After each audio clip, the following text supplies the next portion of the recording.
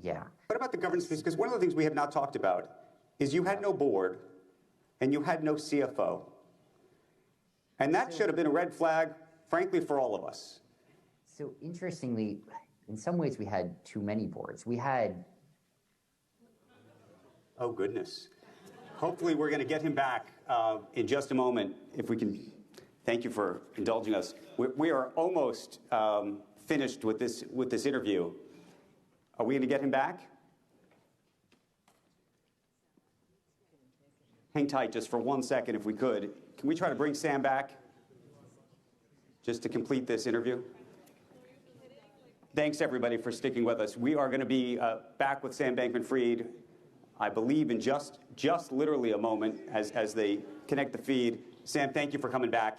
Yeah. Can you hear me? We were in the middle of the conversation about no board, no CFO, and you said something which I think raised a lot of eyebrows here. You said you thought you had too many boards.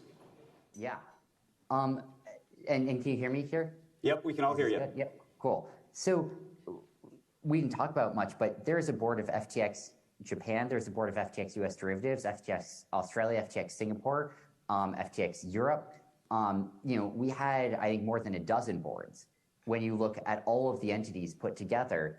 And many of these boards had regulatory functions.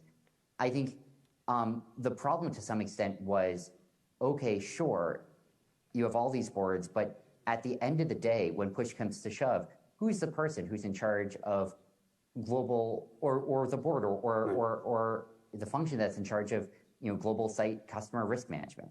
Like, there's a diffusion of responsibility to some extent on that front, and there needed to be, I think, a single or a small set of entities, whether of boards, people, of responsible parties that were sitting there saying, I feel responsible for what happens on FTX. And we had actually audited financials.